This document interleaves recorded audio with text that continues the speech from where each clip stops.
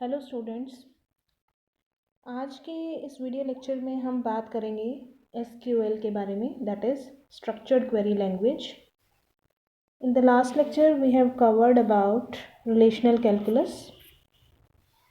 Relational calculus में हमने दो तरह के कैलकुलस पढ़े थे, tuple relational calculus and domain relational calculus. तो जो डोमेन रिलेशनल कैलकुलस है वो बेसिकली QBE एक लैंग्वेज है, उसका बेसिस बनता है, वेयर एज जो स्ट्रक्चर्ड क्वेरी लैंग्वेज है वो किसके बेस्ड पे बनाई गई है, टपल रिलेशनल कैलकुलस के। तो जो टपल रिलेशनल कैलकुलस है वो क्या है, एक नॉन प्रोसीजरल क्वेरी लैंग्वेज है। जैसा कि हमने लास्ट लेक्चर में डिस्कस किया था कि टपल रिलेशनल कैलकुलस या ओवरऑल रिलेशनल कैलकुलस की बात करें हम तो वो क्या है, रिलेशनल डेटाबेस की एक लैंग्वेज है जो कि नॉन प्रोसीजरल क्वेरी लैंग्वेज है। तो क्योंकि एसक्यूएल का जो बेसिस है वो क्या है, कुछ फीचर्स वो रिलेशनल अलजेब्रा से एक्सट्रैक्ट कर रही है, मगर जो उसकी ओवरऑल इम्प्लीमेंटेशन है वो किसके ऊपर बेस्ड है, टपल रिलेशनल कैलकुलस पे बेस्ड है। तो उसी के बिहाफ पे जो स्ट्रक्चर्ड क्वेरी लैंग्वेज है वो भी हमारी क्या है, एक नॉन प्रोसीजरल क्वेरी लैंग्वेज है। तो जितने भी कमर्शियल RDBMS एग्जिस्ट करते हैं वो एसक्यूएल को as a relational database language है जो से इम्प्लीमेंट करते हैं। तो आज जो हमने बात करनी है वो आपकी एसक्यूएल के बारे में करनी है, that is structured query language. तो आज के इस लेक्चर में हम डिस्कस करेंगे introduction to SQL and how to create a table using DDL command. SQL तो नाम से पता चल रहा है कि स्ट्रक्चर्ड क्वेरी लैंग्वेज, एक ऐसी क्वेरी लैंग्वेज जो कि हमारे रिलेशनल डेटाबेस की स्टैंडर्ड क्वेरी लैंग्वेज के नाम से भी जानी जाती है, उसे हम क्या बोलते हैं, स्ट्रक्चर्ड क्वेरी लैंग्वेज। तो इसे स्ट्रक्चर्ड क्वेरी लैंग्वेज किस लिए कहते हैं हम, क्योंकि जो इसका जो स्ट्रक्चर है, इसकी जो कमांड है उसका एक प्रॉपर क्या है, एक स्ट्रक्चर होता है, ठीक है। तो उस स्ट्रक्चर को फॉलो करते हुए हम क्या है, अब जो कमांड्स देते हैं हमारे कॉरस्पॉन्डिंग डेटाबेस को, और हमारा कॉरस्पॉन्डिंग जो मैनेजमेंट सिस्टम होगा दैट इज़ RDBMS, वो उस कमांड को लेगा, उसे इंटरप्रेट करेगा और उसके कॉरस्पॉन्डिंग जो रिजल्ट्स हैं वो यूज़र को प्रोवाइड करेगा। तो बहुत ही यूज़र फ्रेंडली लैंग्वेज है स्ट्रक्चर्ड क्वेरी लैंग्वेज। और ये क्या है, एक नॉन प्रोसीजरल क्वेरी लैंग्वेज है, जिसमें हमें क्या, नॉन प्रोसीजरल का मतलब क्या होता है कि we only need to specify what we need और व्हाट वी वांट, ठीक है। हमें उस पर्टिकुलर रिक्वायर्ड रिज़ल्ट को कैसे अचीव करना है, कैसे रिट्रीव करके लाना है, उससे हमारा कोई लेना देना नहीं है। हम क्या करते हैं, हम सिर्फ क्या बताते हैं, व्हाट इज़ नीडेड, ठीक है। तो इसीलिए इसे क्या बोलते हैं, नॉन प्रोसीजरल क्वेरी लैंग्वेज बोलते हैं। और इसे जितने भी commercial database management system exist करते हैं उसकी जो स्टैंडर्ड क्वेरी लैंग्वेज के तौर पे माना जाता है, ठीक है। तो जो ये एसक्यूएल है वो, उसमें क्या होता है, कुछ सेट ऑफ कमांड्स होती हैं, उन सेट ऑफ कमांड्स के थ्रू हम क्या करते हैं, हमारे एंटायर डेटाबेस को डिफ़ाइन कर सकते हैं, उसमें कुछ इंसर्शंस कर सकते हैं, उसमें अपडेशंस कर सकते हैं, उससे रिलेटेड कुछ बेसिक क्वेरीज और कॉम्प्लेक्स क्वेरीज है जो वो सॉल्व करवा सकते हैं। तो इसका क्या है, it is a small and concise set of commands, ठीक है। और वो कमांड्स या स्टेटमेंट भी बोलते हैं हम उसे। तो वो स्टेटमेंट्स किस किस काम के लिए हम यूज़ कर सकते हैं, for the purpose of data definitions. Means हमने क्या करना है, हमारे कंस्ट्रक्ट्स को डिफ़ाइन करना है। वो कंस्ट्रक्ट्स क्या हैं, कोई टेबल है या व्यू है, ठीक है, या कोई और कंस्ट्रक्ट है, उसे हमने डिफ़ाइन करना है, या कॉन्स्ट्रेंट्स डिफ़ाइन करने हैं, तो हम डाटा डेफिनेशंस के लिए यूज़ कर सकते हैं, ठीक है। फिर हम डाटाबेस में कुछ अपडेशंस करनी है, वो अपडेशंस हमारी क्या है, डाटा से रिलेटेड होंगी तो हम उसे अपडेट्स बोल रहे हैं। अगर हम स्कीमा से रिलेटेड कर रहे हैं तो हम उसे अल्ट्रेशन बोलते हैं। तो अल्ट्रेशन हम DDL कमांड के थ्रू करेंगे, वेयर एज जो अपडेशंस हैं वो हम DML कमांड के थ्रू करेंगे। और इसी के साथ साथ हम कुछ क्वेरीज भी फायर कर सकते हैं हमारे डाटाबेस के अगेंस्ट, जिसका रिज़ल्ट हमें चाहिए, ठीक है। तो इसमें क्या है, कुछ कोर स्पेसिफिकेशंस भी होंगी इसके अलावा, क्या है, इसमें कुछ एक्सटेंशंस करके कुछ और लैंग्वेजेस भी बनाई गई हैं लाइक PL/SQL। तो PL/SQL क्या है, SQL की ही प्रोसीजरल लैंग्वेज एक्सटेंशन है जिसमें हम प्रोसीजरल कैपेबिलिटीज़ भी डाल देते हैं। ठीक है, तो यहाँ पर हम कोर स्पेसिफिकेशंस की बात कर रहे हैं और SQL स्टेटमेंट्स को यूज़ करने के दो तरीके हो सकते हैं। फर्स्ट इज़ इंटरेक्टिव वे में and second one is embedded. ठीक है, तो इंटरेक्टिव नाम से पता चल रहा है कि हम क्या कर रहे हैं, इंटरेक्शन कर रहे हैं, we are giving some command and our RDBM is intercepting that command and correspondingly provide us the results of that particular command। और हम क्या कर रहे हैं, इंटरेक्ट कर रहे हैं, हम एक कमांड दे रहे हैं और उसके करस्पॉन्डिंग हमें रिजल्ट मिल रहा है, जैसा कि हमने SQL प्लस में करके देखा था। आपने प्रैक्टिकली स्टार्ट कर लिया है SQL को, जिसमें हमने 5 एक्सपेरिमेंट्स ऑलरेडी हम कर चुके हैं और हमने SQL प्लस के साथ किस तरह से हम डील करते हैं हमारी टेबल को बनाने के लिए, या हम कुछ इंसर्शंस करते हैं, ये सब हम वैसे देख चुके हैं। बट वो तरीका क्या है, उस वे को हम क्या बोलते हैं, इंटरेक्टिव वे में हम SQL को यूज़ कर रहे हैं। वेयर एज हम क्या कर सकते हैं, हमारी SQL की कमांड्स को किसी और लैंग्वेज की कमांड्स में एम्बेड भी कर सकते हैं, उसमें हम डालकर हमारा डेटाबेस से रिलेटेड है जो वो काम करवा सकते हैं, जिसे हम होस्ट लैंग्वेज में एम्बेडिंग की बात करते हैं। ठीक है, तो हमारी कोई ना कोई होस्ट लैंग्वेज होगी, लाइक मैंने जावा के कोड में कुछ SQL की कमांड्स यूज़ की हैं और वो जो एप्लीकेशन है वो डेटाबेस ओरिएंटेड एप्लीकेशन है जो कि जावा में बनाई गई है। ठीक है, तो वहाँ पर हम SQL की कमांड्स को यूज़ कर रहे हैं डेटाबेस के साथ इंटरेक्ट करने के लिए, करस्पॉन्डिंग ऑपरेशंस परफॉर्म करवाने के लिए, तो हम वहाँ पर SQL को as a embedded language use करते हैं। ठीक है, तो दो तरीके से हम इसे यूज़ कर सकते हैं। First is interactive way and second one is embedded way. ठीक है, अब बात करते हैं हम सब लैंग्वेजेस ऑफ SQL। तो SQL की 3 तरह की सब लैंग्वेजेस हो सकती हैं। SQL एक प्रॉपर लैंग्वेज है जो कि रिलेशनल डेटाबेस की लैंग्वेज मानी जाती है और इसकी जो कमांड सेट है उसे हमने क्या कर दिया, अलग अलग कैटेगरीज में डिवाइड कर दिया।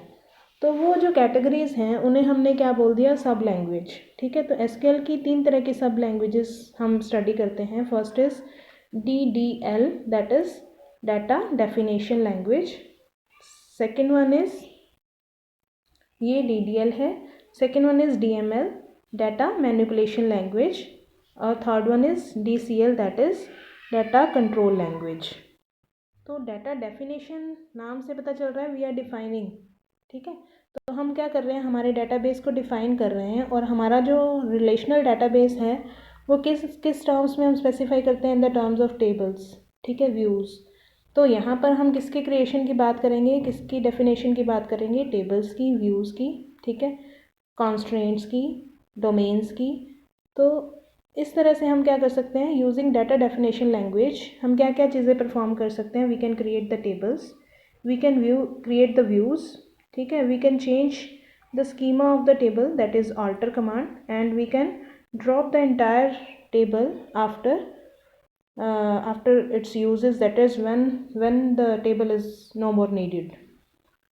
ठीक है, तो उस केस में हम क्या कर सकते हैं, ड्रॉप कर सकते हैं। इसी तरह से DML जो कमांड्स हैं, डाटा मैनिपुलेशन लैंग्वेज, नाम से पता चल रहा है कि we are performing some type of manipulation over the data. तो किस किस तरह की मैनिपुलेशन हम परफॉर्म कर सकते हैं, we can insert the records in the database, we can delete the records, we can update the records, और we can select some particular records based on some query, based on some condition। ठीक है, तो इस तरह से हम DML commands को use कर सकते हैं। और तीसरी तरह की जो लैंग्वेज है हमारी सब language, that is DCL, data control language, जिसमें हम क्या कर सकते हैं, हमारे जो ओवरऑल कंट्रोलिंग करनी है ट्रांजेक्शन्स की, तो हम क्या कर सकते हैं, पूरी ट्रांजेक्शन करने के बाद अगर हमने चेंजेस को परमानेंट करना है तो हम कमिट कमांड यूज़ कर सकते हैं, अगर हमें अंडू करना है हम रोल बैक कर सकते हैं, या हमने कुछ स्पेशल परमिशंस किसी पर्टिकुलर यूज़र को प्रोवाइड करनी है तो हम ग्रांट कर सकते हैं। अगर वापस लेनी है परमिशंस को कि वो that person is no more authorise to do the particular task over the database, तो हम उसे रिवोक कर सकते हैं। ठीक है, तो इस तरह से हम इन 3 तरह की सब लैंग्वेजेस को यूज़ करके हमारे जो एसक्यूएल के थ्रू हमारे डाटाबेस को डिफाइन कर सकते हैं, मैनिपुलेट कर सकते हैं, कंट्रोल कर सकते हैं। तो ये बेसिक टर्मिनोलॉजी हमने पढ़ी थी। ये हमारा एक टेबल है। टेबल क्या है? Intersection of rose and columns. ठीक है, तो ये हमारी पर्टिकुलर सेल्स हैं, ये हमारी पूरी पर्टिकुलर टेबल है। ठीक है, ये जो हमारी हॉरिजॉन्टल रिकॉर्ड्स दिख रहे हैं आपको, ये क्या हैं? दीज आर कॉल्ड एज रोज। ठीक है, और ये जो वर्टिकल हैं हमारे पास, ये क्या है हमारे पास? कॉलम्स। ठीक है, तो रिलेशनल डाटाबेस की टर्मिनोलॉजी में हम टेबल को क्या बोलते हैं? रिलेशन, रो को क्या बोलते हैं? टपल, और कॉलम को क्या बोलते हैं? एट्रीब्यूट। ठीक है, तो हमने क्या करना है, अब हम फर्स्ट हमारी DDL कमांड को यूज़ करना चाह रहे हैं, दैट इज़ क्रिएट स्टेटमेंट। तो डाटा डेफिनेशन के लिए जो मोस्ट इम्पॉर्टेंट और मेन जो SQL की कमांड है, दैट इज़ क्रिएट स्टेटमेंट। और वो हम किस लिए यूज़ कर रहे हैं? For the purpose of creation of tables, creation of views. ठीक है, तो फर्स्ट बेसिक कमांड क्या है? Create statement. तो ये क्रिएट स्टेटमेंट करने से पहले हमें पता होना चाहिए कि हमारा स्कीमा क्या होता है और कैटालॉग क्या है SQL की टर्म्स में। तो स्कीमा क्या है? Most of the database systems में हमने पढ़ा था कि स्कीमा क्या होता है? Structure of the database. अब हम यहाँ पर एक पर्टिकुलर टेबल की बात कर रहे हैं, तो टेबल का स्कीमा क्या है? जो उस पर्टिकुलर टेबल का स्ट्रक्चर है। ठीक है, तो उस स्ट्रक्चर में क्या आएगा? उस टेबल का नाम आएगा, उसके कॉरस्पॉन्डिंग एट्रीब्यूट्स, उसके कॉरस्पॉन्डिंग एट्रीब्यूट्स की कॉरस्पॉन्डिंग डोमेन्स या डाटा टाइप्स या उसके ऊपर जो हमने कॉन्स्टेंट्स लगाए हैं वो। तो ये सारे क्या बनाते हैं? स्कीमा के एलिमेंट्स बनाते हैं। ठीक है, और हमारी जितनी भी कमांड्स हैं SQL की, जिसे हम पूरी SQL की कमांड या स्टेटमेंट बोल रहे हैं, उसे हम एंड कैसे करते हैं? With the help of semicolon. ठीक है, तो सेमीकोलन कैसे लगता है? डॉट और कोमा। ठीक है, तो ये एक सेमीकोलन का एग्जाम्पल है। तो इस तरह से हम सेमीकोलन की हेल्प से क्या करते हैं? हमारी एक स्टेटमेंट को एंड कर सकते हैं। और स्कीमा को क्रिएट करने के लिए हमारे पास क्या कमांड होती है? Create schema. किस स्कीमा को बना रहे हैं हम? कंपनी नाम का स्कीमा बना रहे हैं, और उसका ऑथराइज्ड यूज़र कौन है? उसे हम लिखते हैं ऑथराइजेशन, और उस पर्टिकुलर यूज़र का नाम दैट इज़ यहाँ पर लिखा हुआ है जे स्मिथ। तो जे स्मिथ को ऑथराइजेशन दी गई है कंपनी स्कीमा के साथ डील करने के लिए। तो हमने एक स्कीमा बनाया कंपनी, और उसका ऑथराइज्ड यूज़र कौन है? जे स्मिथ है। मीन्स इस कंपनी स्कीमा में फर्दर कुछ और कंस्ट्रक्ट्स डिफ़ाइन करने हैं, ड्रॉप करने हैं, उसमें कुछ ऑपरेशंस परफॉर्म करवाने हैं, तो J Smith is authorised for this particular task. ठीक है, और कैटालॉग किसे हम कहेंगे? It is the name collection of schemas in the SQL environment. तो SQL एनवायरनमेंट में जितने भी स्कीमाज एग्जिस्ट करेंगे, उसकी एंटायर नेम्ड कलेक्शन को हम क्या कह देते हैं? कैटालॉग। ठीक है, और SQL एनवायरनमेंट क्या है? कोई भी SQL कंप्लाइंट RDBMS अगर हम इंस्टॉल करते हैं हमारे सिस्टम में, तो वो हमें क्या प्रोवाइड करता है? SQL को रन करने का एनवायरनमेंट। ठीक है, तो सबसे पहले हम कमांड की बात कर रहे हैं, create table command. Create table command in SQL, तो उसके लिए हमें क्या चीज़ें स्पेसिफाई करनी पड़ती हैं? सबसे पहले अगर हमने कोई न्यू रिलेशन क्रिएट करना है, तो उस रिलेशन का नाम हमें बताना पड़ता है, वो कि यूनिक नेम होना चाहिए। ठीक है, और दूसरा उसमें कौन कौन से एट्रीब्यूट्स आएंगे, और उन एट्रीब्यूट्स पे हम कौन कौन से कॉन्स्ट्रेंट्स लगाना चाहते हैं, उसकी स्पेसिफिकेशंस भी यहाँ पर आएंगी। कहाँ पर? जब हम क्रिएट टेबल कमांड को यूज़ करते हैं। तो क्रिएट टेबल कमांड को यूज़ करने के दो तरीके हो सकते हैं। हम ऐसे भी लिख सकते हैं, create table company dot employ. तो यहाँ पर कंपनी क्या है? हमारा स्कीमा बता रहा है। इस कंपनी स्कीमा में हमारी पहली टेबल क्या है? एम्प्लॉय। तो कंपनी डॉट एम्प्लॉय इस तरह से भी लिख सकते हैं, या हम सिंपली लिख सकते हैं क्रिएट टेबल, और टेबल का नाम क्या है? एम्प्लॉय। ठीक है, तो इस तरह से हम क्रिएट टेबल कमांड को यूज़ कर सकते हैं। तो ये एक जनरल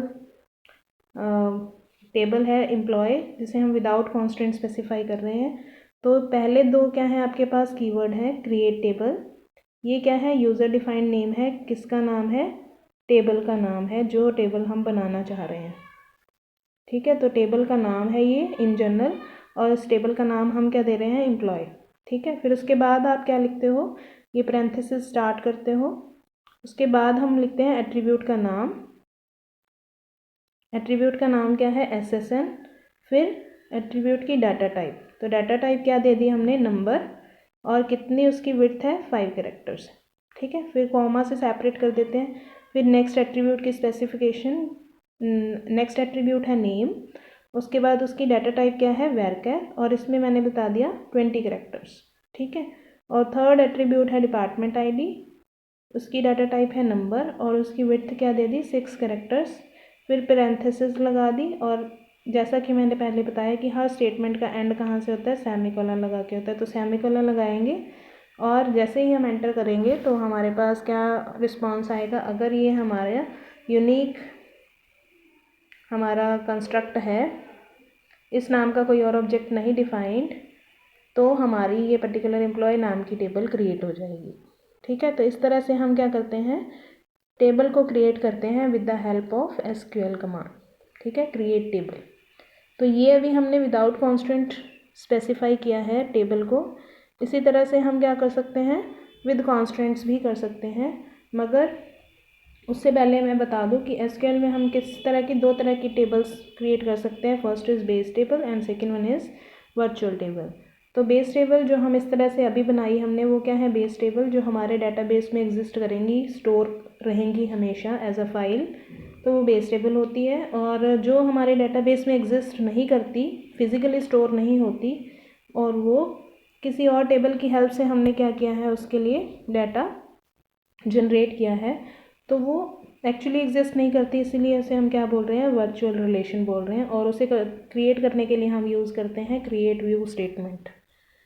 ठीक है, तो अभी तक हमने दो तरह के कंस्ट्रक्ट्स की बात की है, बेस टेबल और जो वर्चुअल टेबल, जिसे हम क्रिएट व्यू स्टेटमेंट की हेल्प से क्रिएट करेंगे। और क्रिएट टेबल के बारे में हमने डिटेल में डिस्कस किया, जिसमें हमने create table command without constants हमने पढ़ा।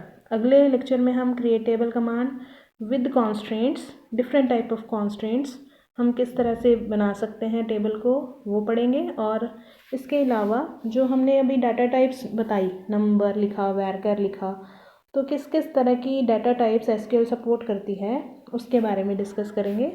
Thank you very much.